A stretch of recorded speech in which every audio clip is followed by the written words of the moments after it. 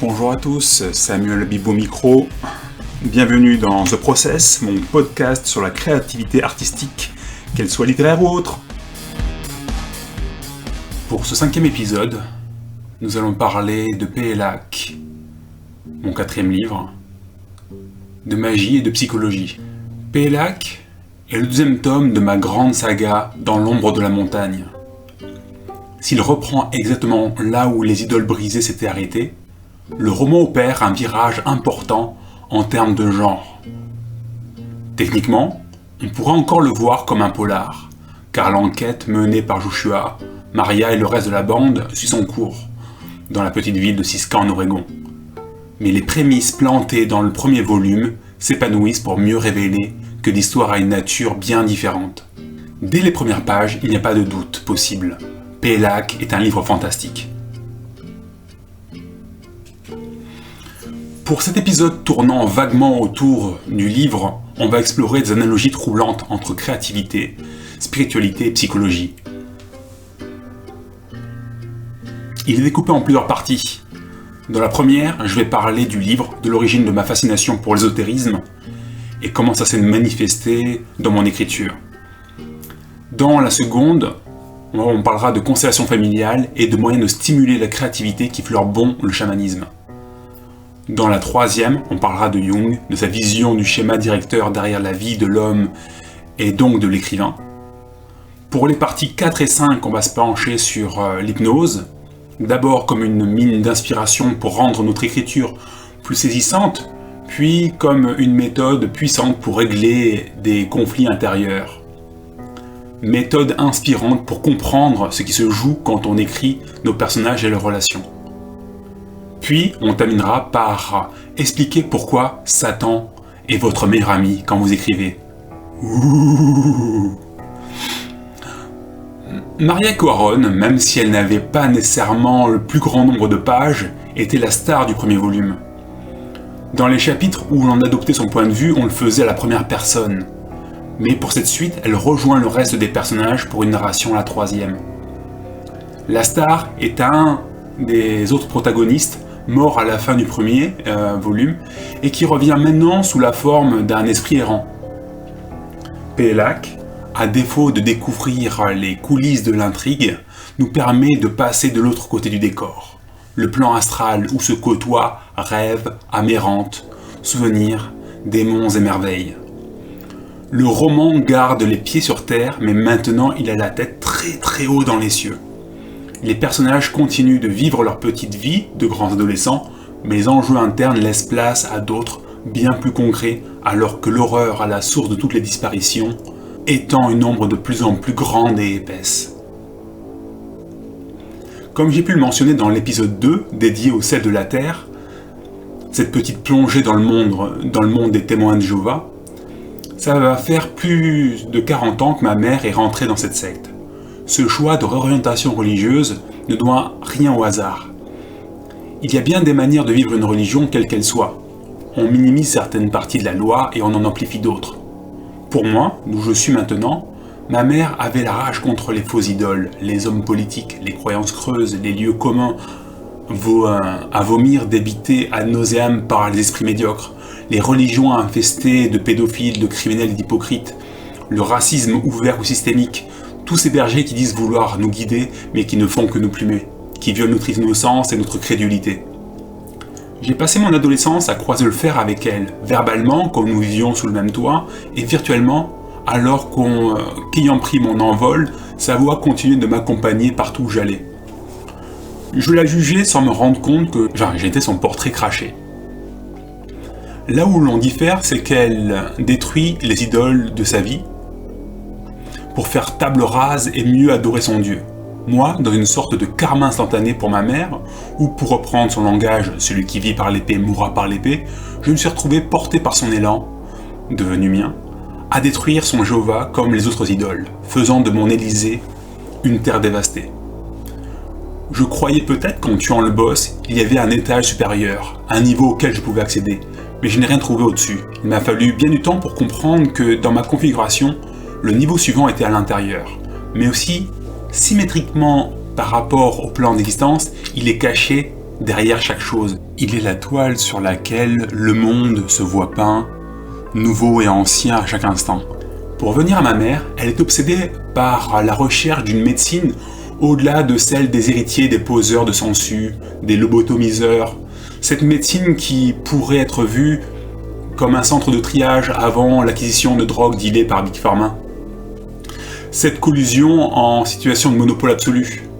Tu veux faire de la médecine chinoise, de la médecine ayurvédique? Tu n'as pas le droit de t'appeler médecin. Ces héritiers d'un colonialisme mental triomphant, qui ont craché sur quiconque avait l'outrecuidance de s'opposer à leur matérialisme réductionniste, en osant parler d'un rôle possible de l'esprit et des émotions dans la maladie, position sur laquelle ils sont revenus depuis à contre-cœur, mais ils n'ont perdu en rien leur arrogance et leur absolutisme. Ils peuvent concéder à demi-mot que leurs aînés ont fait des erreurs, mais le temple leur appartient à eux et à eux seulement. Pose un acte médical sans passer par leur cursus et tu finis en prison. Ils peuvent se tromper autant de fois qu'ils veulent, mais cette prérogative est à eux et à eux seulement. Ma mère cherchait les meilleurs acupuncteurs, naturopathes, homéopathes, des gens ayant accepté de passer par le cursus médical pour pouvoir le changer ou le subvertir de l'intérieur. Bon, ça a accepté, c'est pas vraiment le cas pour les naturopathes, mais passons.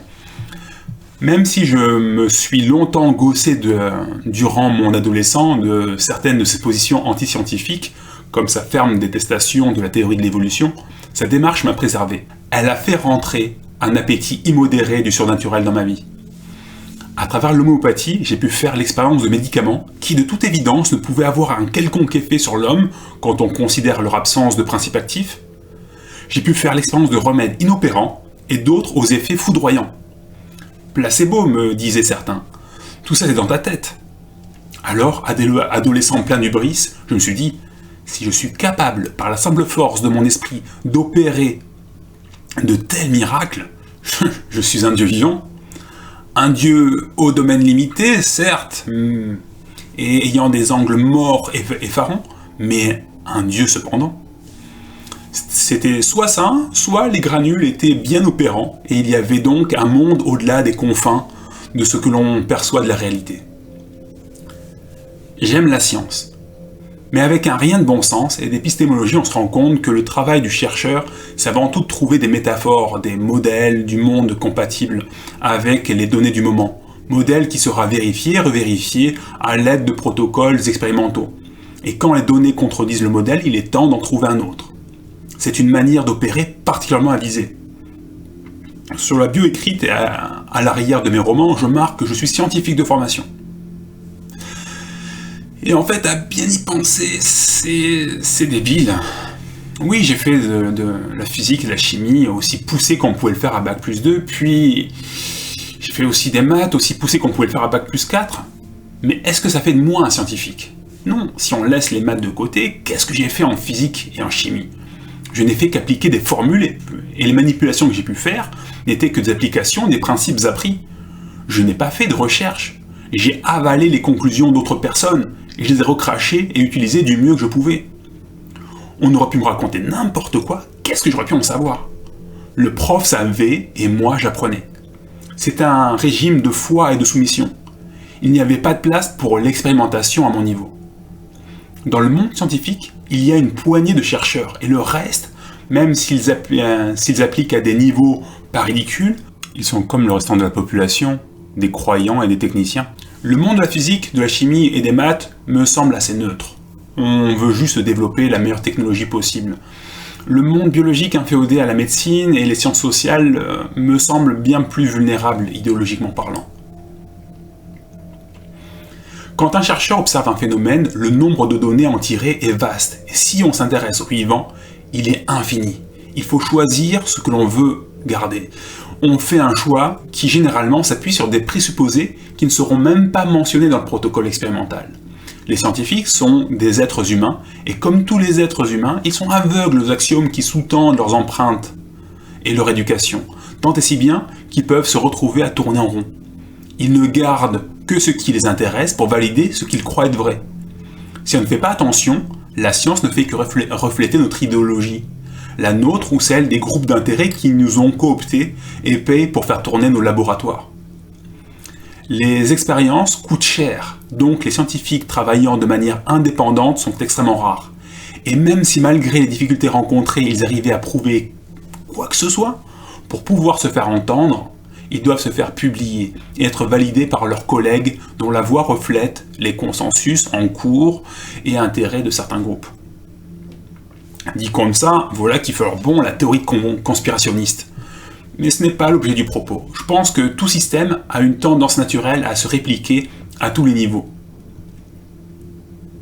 À un niveau instinctif, on peut voir l'envie d'enfanter comme un moyen de perpétuer notre matériel génétique. Mais voulant des enfants à notre image, adorant nos dieux et partageant nos valeurs, on commence à voir que les couches de ce que l'on est, que l'on cherche à répliquer, s'accumulent. Ce qui est valable pour nos enfants de chair, l'est aussi pour nos enfants de l'esprit. Et si ça peut être dur de le voir pour les arts plastiques, pour ce qui est plus articulé, comme les travaux d'écriture, on fait sans s'en rendre compte un exercice de propagande.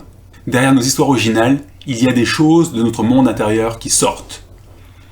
Au niveau conscient comme inconscient, on offre à voir nos angles morts et les limites intrinsèques de notre pensée, les présupposés jamais explorés. Et ce n'est pas juste au niveau du sens articulé, il y a aussi une qualité au-delà des mots, dans le rythme et dans l'ambiance. Il y a quelque chose de primal qui s'infiltre à notre corps défendant. C'est un peu comme un virus mental qui ne demande qu'à infecter nos lecteurs, les amenant à partager un moment notre vision, et pourquoi pas laisser quelques marques une fois l'histoire terminée. De manière peut-être moins négativement connotée, il y a peut-être l'espoir inconscient qu'en partageant notre histoire, on va abolir le fossé abyssal qui nous sépare de l'autre en le rendant un peu plus comme nous, ne serait-ce qu'un instant. Diantre, voilà qui est nébuleux et pas franchement pratique. Bouclons cette présentation de Pellac, que l'on puisse se concentrer sur le processus créatif. Affamé de magie, celle-ci est devenue moteur de mes recherches livresques et autres. J'étais ouvert à toute pensée, qu'elle soit raisonnable ou non. J'étais guidé par l'intuition et je n'acceptais de validation que celle du ressenti émanant d'une expérience directe. Avec le recul, je me suis égaré à bien des moments. Mais si je regrette l'arrogance et la stupidité de déclarations qui ont émaillé ma petite odyssée, j'embrasse amoureusement mes erreurs et autres égarements. Ce sont ces fausses routes qui m'ont permis de trouver de bien meilleurs chemins.